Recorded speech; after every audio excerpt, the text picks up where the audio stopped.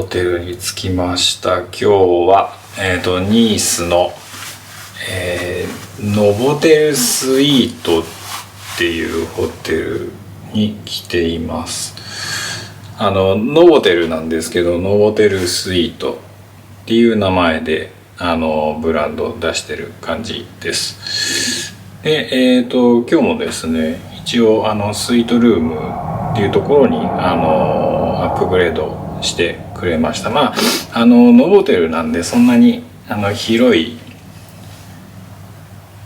スイートルームじゃないんですけれども、それでもノボテルの中では広い方だと思います。で、部屋の感じはこんな感じです。で、ドアがあっていきなりこんな感じになっていて、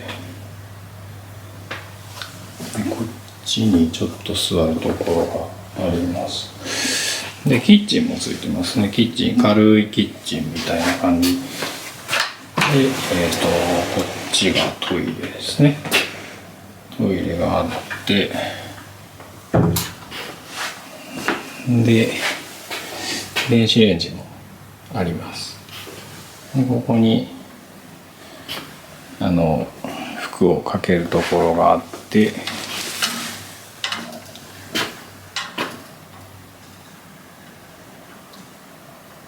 でこんな感じであって、こっちがベッドです。ベッドはこんな感じですぐテレビがあります。で、ちょっとした机があって、外の眺めは見えるかな。ちょっと見えないか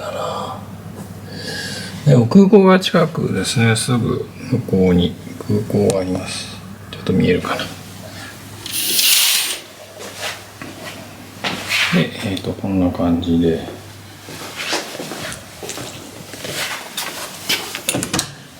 こっちがお風呂ですね。ちゃんとバスタブついてます。で、シャンプーリンスがあって、でシャワールームがあって、という感じのお部屋ですね。テーブルの上にはちょっとしたお菓子がありました。よいしょ。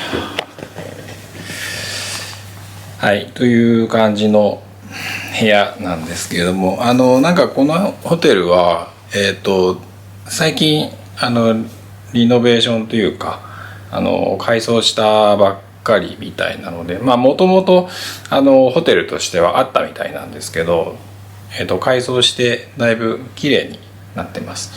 綺麗になっているので、ちょっと選んでみて、改装されましたってホームページに書いてあったのでちょっと選んでみたんですけども、確かに綺麗ですね。ロビーも綺麗になってたので、それでそんなに高くないですし、空港にも近いですし、空港からトラムがあって、で空港から123駅で、歩いて1分ぐらいのところです。